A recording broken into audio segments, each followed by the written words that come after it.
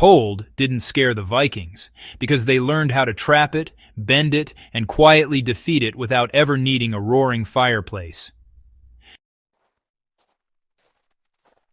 That sounds impossible at first. The Viking world was a place of brutal winters, long nights, icy winds, and wooden homes built centuries before central heating. Yet people didn't just survive there, they thrived. Families slept through sub-zero nights, children grew up healthy, livestock made it through winter, and all of it happened with little to no indoor fireplaces as we imagine them today. Here's the interesting part. The Vikings didn't rely on one trick. They built an entire system of warmth. Architecture, clothing, daily habits, and even animals worked together to keep the cold out and the heat in. Once you see how it all fits together, it feels less like primitive luck and more like quiet genius. Let's break it down. The longhouse was a heat trap, not a shelter. Viking homes weren't designed to look good.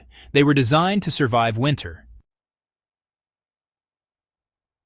The longhouse was long, low, and narrow, with thick, turf-covered walls that acted like natural insulation. Turf wasn't just dirt thrown on top.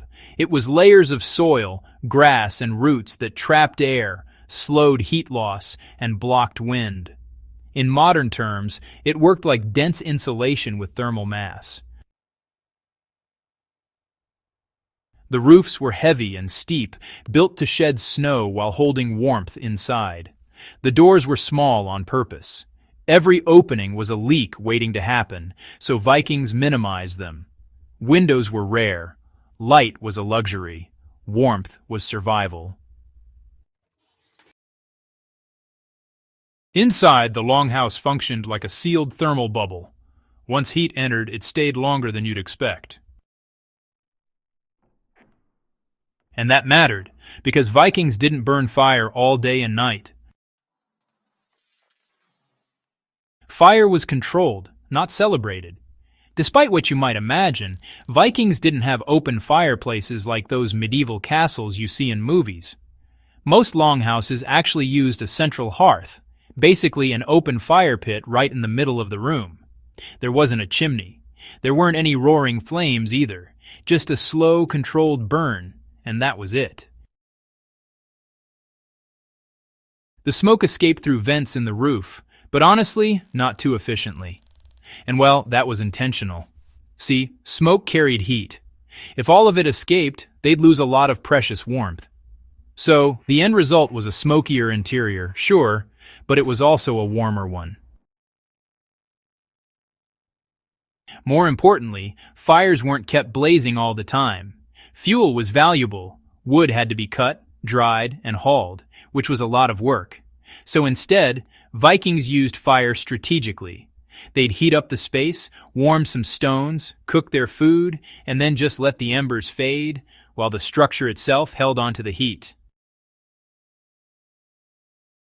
That brings us to one of their smartest tricks. Heated stones did the quiet work. Stones were the Vikings' thermal batteries. They heated large stones in the hearth and placed them around sleeping areas or along walls. Stone absorbs heat slowly and releases it just as slowly. Hours after the fire died, those stones were still warm, radiating heat into the room. This wasn't guesswork. It was learned behavior passed down through generations. Too small a stone cooled quickly. Too large took too long to heat. Vikings found the balance. This method also reduced fire risk. No flames near bedding, no sparks near wood, just stored heat doing its job in silence. Sleep was where warmth mattered most. Bedding was honestly a survival tool. Viking beds weren't, those elevated frames with blankets like we might imagine today. They were actually platforms or floor-level sleeping areas, carefully layered with insulating materials. Animal skins, wool blankets, straw, and dried grasses all formed thick barriers between bodies and the frozen ground. Wool was especially critical. It insulates even when damp, traps air efficiently, and well, it lasts for decades. Sheep weren't just food. They were wearable survival. Multiple people often slept close together. Body heat wasn't awkward. It was practical. Children slept between adults. Families shared warmth because separation meant losing it. Here's the clever part. Bedding was arranged to block airflow. Cold air sinks. Vikings positioned sleep areas away from doors and drafts, often raised slightly or surrounded by walls and benches. If you understand Viking clothing, you understand their winter survival. Clothing did most of the heavy lifting, you know. They dressed in layers, not just thick single garments. Linen or thin wool was worn right against the skin, then heavier wool went on top. Fur or leather served as an outer shell. Each layer trapped air, and trapped air meant warmth. Clothing was tailored to fit closely but without restricting movement.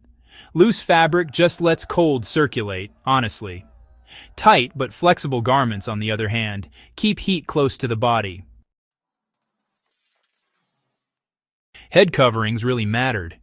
Heat escapes upward, after all. Wool caps and hoods weren't about fashion. They were insulation. And so were leg wraps, gloves, and foot bindings made from felted wool. Vikings didn't just endure the cold. They dressed to dominate it. This part surprises a lot of people. Animals shared the warmth. In many longhouses, animals lived under the same roof as humans during winter. Cows, sheep, and goats were kept in one end of the building, separated by wooden partitions. Animals produce a massive amount of body heat. That warmth rose, circulated, and contributed to the overall temperature of the space. At the same time, humans protected valuable livestock from freezing. It wasn't dirty chaos, it was controlled coexistence. The benefit was mutual, and in winter it could mean the difference between life and death. Vikings didn't sit still in winter. That was dangerous. Daily movement kept blood warm. Daily tasks were, really structured to keep bodies moving. Repairing tools, mending nets, carving wood, and preparing food were all part of the routine. Motion generated heat, and that heat, well, it stayed trapped inside layered clothing and insulated homes. Even indoor work was purposeful. There was no wasted energy, no unnecessary exposure. Everything was done with warmth in mind. Here's where survival intelligence really shows. Vikings adjusted routines seasonally. Winter wasn't for travel or exploration. It was for maintenance, preparation, and conservation. Cold survival isn't just external, it's internal. Food fueled internal heat. Viking diets were high in fats and proteins during winter. Dried meat, smoked fish, fermented foods, dairy, and stews provided long-burning energy. Fat equals fuel. Fuel equals warmth. Warm food mattered psychologically, too. Hot meals raised body temperature and morale. That combination kept people functional through the dark months. Fermentation wasn't just preservation, it improved nutrient availability when fresh food was gone. The biggest secret is this. Cold was managed, not fought. Vikings didn't try to eliminate the cold. Instead, they managed it. They slowed it, they redirected it, and, well, they worked around it.